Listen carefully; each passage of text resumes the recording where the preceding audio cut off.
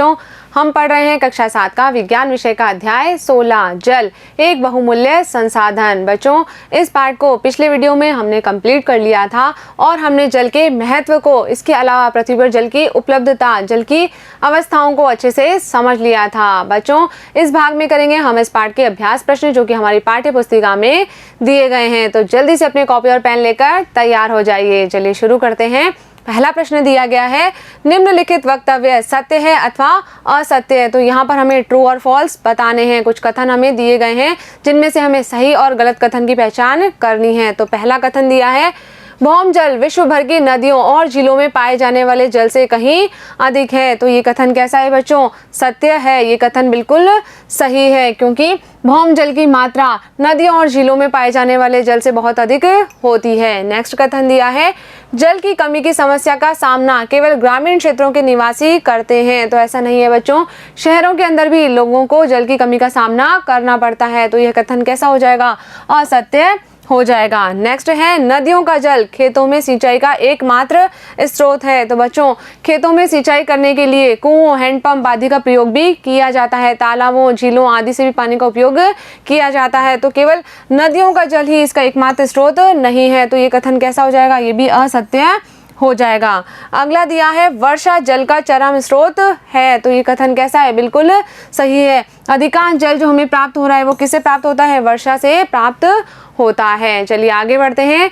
Next question है, समझाइए कि भौम जल की पुनः पूर्ति किस प्रकार होती है। तो बच्चों जब वर्षा होती है तो वर्षा के जल का कहाँ रिसाव हो जाता है? नीचे भूमि में। इसी प्रकार जो नदियां, तालाब आदि होते हैं इनसे भी जल का रिसाव धीरे धीरे नीचे भूमि में गहराई तक होता रहता है। तो इस प्रकार जो भी हमने भौम जल का उपयोग किया है उसकी पुनः पूर्ति होती रहती है। ये जल नीचे गहराई में जाकर कठोर शैलों की परतों के बीच में इकट्ठा हो जाता है जिन्हें क्या कहते हैं? जलभर कहते हैं। और फिर कुएं और हैंडपंप के माध्यम से इस जल भर के जल को बाहर निकाल लिया जाता है। तो क्या लिखेंगे हम इसमें? कि वर्षा जल और अन्य स्रोतों जैसे नदियों, तालाबों आदि का जल मृदा में रिसकर भूमि में नीचे गहराई में रिक्त स्थानों और दरारों को भर देता है। तो यहाँ पर क्या हो रहा है? भूमि में जल का रिसाव होता है। इसे क्या कहते हैं? अंतःस्यंदन कहते हैं। इस प्रक्रम के द्वारा उपयोग किए जा चुके भौम जल की पुनः परिपूर्ति हो जाती है। यानी कि जो भी जल हमने बाहर निकाला था वापस से क्या हो गया? उसकी परिपूर्ति हो गई है। कुछ स्थानों पर भौम जल नीचे स्थिर कठोर शैलों की परतों के बीच में संचित हो जाता है। इन जल भंडारों को क्या कहते हैं? इन्हें जलभर कहते हैं। और नलकूपों अथवा हैंडपंपों के सहायता से इस जल को बाहर निकाल लिया जाता है। चलिए आगे बढ़ते हैं। नेक्स्ट क्वेश्चन है, किसी गली में 50 घर हैं जिनके लिए 10 नलकूप लगाए गए हैं। भौम जल स्तर पर इसका दीर्घावधि प्रभाव क्या होगा? बच्चों यदि मान लीजिए किसी गली में 50 घर हैं और 10 नलकूप वहां पर लगाए गए हैं तो वहां पर लोग अपनी आवश्यकताओं की पूर्ति के लिए क्या करेंगे? भूमि से तेजी से जल को बाहर निकाल लेंगे, सारे जल को खींच लेंगे। और यदि लंबे समय तक इन नलकूपों का प्रयोग किया जाएगा तो भौम जल स्तर कम हो जाएगा, जल स्तर में कमी आ जाएगी। तो क्या लिखेंगे हम यहाँ पर? कि यदि 50 घरों में लोग 10 नलकूपों का इस्तेमाल करेंगे तो वे अपनी आवश्यकता की पूर्ति के लिए भूमि से पानी को तेजी से खींच लेंगे। और यदि इन नलकूपों का इस्तेमाल लंबे समय तक किया गया तो भूमिगत जल कम हो जाएगा और भौम जल स्तर नीचे गिर जाएगा। यानी कि भूमि में भी क्या होगा? जल की कमी हो जाएगी। चलिए आगे बढ़ते हैं। नेक्स्ट क्वेश्चन है, मान लीजिए आपको किसी बगीचे का रखरखाव करने की जिम्मेदारी दी जाती है। आप जल का सदुपयोग करने के लिए क्या कदम उठाएंगे? तो बच्चों हम क्या कर सकते हैं? जब हमें बगीचे का रखरखाव करना है तो क्या करना पड़ेगा? हमें उस बगीचे के अंदर सिंचाई तो करनी पड़ेगी क्योंकि पेड़ पौधों को जल आवश्यक है। तो हम क्या करेंगे? यहाँ पर सिंचाई के लिए ड्रिप तंत्र का इस्तेमाल करेंगे। बूंद बूंद सिंचाई का हम यहाँ पर प्रयोग करेंगे जिससे क्या होगा? जल की बचत हो पाएगी। तो क्या लिखेंगे हम यहाँ पर? बगीचे के रखरखाव के लिए जल आवश्यक है, अतः जल का सदुपयोग करने के लिए हम क्या करेंगे?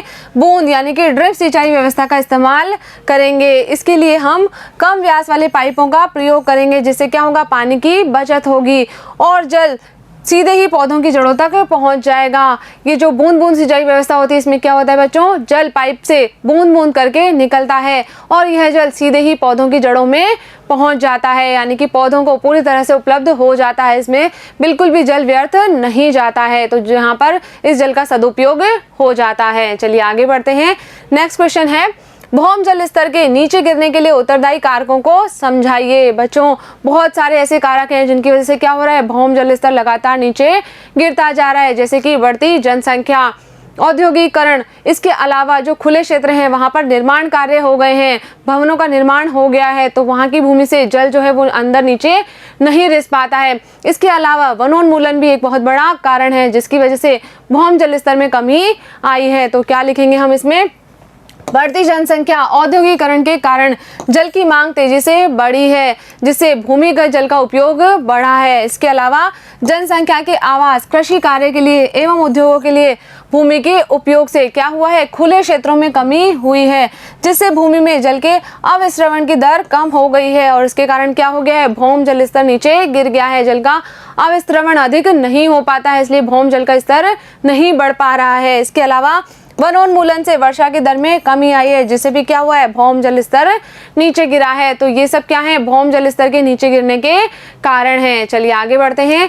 नेक्स्ट क्वेश्चन दिया है, रिक्त स्थानों की उचित शब्द भरकर पूर्ति कीजिए। तो यहाँ पर हमें कुछ रिक्त स्थान दिए गए हैं जिन्हें हमें सही शब्दों से पूरा करना है। पहला कथन दिया गया है, भौम जल प्राप्त करने के लिए डैश तथा डैश का उपयोग होता है। तो किसका उपयोग करते हैं हम, यहाँ पर हम इसका करते हैं उपयोग नलकूपों का और हैंड पंपों का प्रयोग करते हैं, जिससे क्या प्राप्त करते हैं हम, भौम जल प्राप्त करते हैं। तो यहाँ पर क्या आ जाएगा, हैंड पंपों का हम उपयोग करते हैं। चलिए आगे बढ़ते हैं। नेक्स्ट है, जल की तीन अवस्थाएं डैश डैश और डैश है। तो जल की तीन अवस्थाएं ठोस, द्रव और गैस किस किस रूप में मिलती है, ये हमें मिलती है बच्चों बर्फ के रूप में, इसके अलावा द्रव अवस्था में जल के रूप में और गैसीय अवस्था में किस में मिलती है, जल वाष्प के रूप में मिलती है। तो तीन अवस्थाएं कौन सी हो जाएगी, बर्फ, जल और जल वाष्प। नेक्स्ट दिया है कथन, भूमि की जल धारण करने वाली परत डैश कहलाती है। क्या कहलाती है बच्चों, जल भर कहलाती है। तो यहाँ पर क्या आ जाएगा, यह परत जल भर कहलाती है। चलिए आगे बढ़ते हैं। नेक्स्ट है, भूमि में जल के अविस्रवण के प्रक्रम को डैश कहते हैं। क्या कहते हैं इसे, अंतस्यदन कहते हैं। तो क्या आ जाएगा यहाँ पर, इसमें क्या होगा, जल जो है वो भूमि में गहराई तक चला जाता है, इसे क्या कहते हैं, अंतस्यदन कहते हैं। जल का भूमि में अंतस्रवण हो जाता है। चलिए यहाँ पर ये प्रश्न कंप्लीट हो गया। बढ़ते हैं हम नेक्स्ट क्वेश्चन की तरफ। अगला प्रश्न है, निम्नलिखित में से कौन सा कारक जल की कमी के लिए उत्तरदायी नहीं है। तो यहाँ पर हमें कुछ विकल्प दिए गए हैं। क्या क्या विकल्प हैं, औद्योगिकरण में वृद्धि, बढ़ती जनसंख्या, अत्यधिक वर्षा, जल संसाधनों का कुप्रबंधन। तो बच्चों यहाँ पर पूछा क्या है हमें कि कौन सा कारक जल की कमी के लिए उत्तरदायी नहीं है। तो अत्यधिक वर्षा जल की कमी के लिए उत्तरदायी नहीं होती है। तो सही विकल्प क्या हो जाएगा, विकल्प ग, अत्यधिक वर्षा, ये सही हो जाएगा। आगे बढ़ते हैं। नेक्स्ट क्वेश्चन दिया है, सही विकल्प का चयन कीजिए। तो यहाँ पर हमें कुछ विकल्प दिए गए हैं जिसमें से हमें सही विकल्प का चयन करना है। क्या क्या विकल्प हैं, विश्व की सभी झीलों और नदियों में जल की कुल मात्रा नियत रहती है। नेक्स्ट दिया है, भूमिगत जल की कुल मात्रा नियत रहती है। तो ऐसा नहीं होता है बच्चों, भूमिगत जल स्तर कम भी हो सकता है और बढ़ भी सकता है। आगे दिया है, विश्व के समुद्रों और महासागरों में जल की कुल मात्रा नियत है। तो ऐसा भी नहीं है। आगे दिया है, विश्व में जल की कुल मात्रा नियत है। तो ये कथन कैसा हो जाएगा बच्चों, एकदम सही हो जाएगा। यानी कि जल की कुल मात्रा तो नियत होती है, इसका एक रूप से दूसरे रूप में परिवर्तन जरूर हो सकता है। चलिए आगे बढ़ते हैं। अगला प्रश्न है, भौम जल और भौम जल स्तर को दिखाते हुए एक चित्र बनाइए, उसे चिन्हित कीजिए। तो बच्चों यहाँ पर हमने भौम जल स्तर को प्रदर्शित करने के लिए चित्र बनाया है। अब यहाँ पर हम देखते हैं कि भूमि में जो गहराई में जल है वो कौन सा जल है, भौम जल है। जहाँ पर जल का भराव है उसे हम क्या कहते हैं, जल भर कहते हैं। अब क्या होगा, नदियों और झीलों के अंदर जो जल है वो वाष्पीकृत होगा और जलवाष्प ऊपर जाकर संघनित होगी और क्या होगा, फिर वर्षा होगी तो जल वापस कहाँ जाएगा, नीचे आ जाएगा। ये जल बहकर कहाँ चला जाता है, नदियों और झीलों में चला जाता है। इसके अलावा जल की कुछ मात्रा भूमि में अंतस्यंदन के द्वारा नीचे गहराई में चली जाती है। यानी कि जल कहाँ जा रहा है, नीचे गहराई में जाकर जमा हो रहा है। कहाँ पर, भौम जल के रूप में और जल भर के रूप में। तो ये जो जल भर का जल है इसे हम नलकूपों और हैंडपंप की सहायता से वापस बाहर निकाल लेते हैं और जब वर्षा आएगी तो क्या होगा, वापस से इस भूमिगत जल की पुनः पूर्ति हो जाएगी। तो इस तरह से भौम जल और भौम जल का स्तर नियमित रहता है। तो बच्चों यहाँ पर हमारे प्रश्न कंप्लीट हो गया है। इसी के साथ साथ ये अभ्यास प्रश्न भी हमारे यहाँ पर कंप्लीट हो गए हैं। मुझे उम्मीद है कि इन अभ्यास प्रश्नों को आपने अच्छे से समझा होगा और अपनी कॉपी में नोट भी कर लिया होगा। तो बच्चों मिलेंगे हम अगले वीडियो में अगले पार्ट के साथ। तब तक आप पढ़ते रहिए, आगे बढ़ते रहिए। धन्यवाद।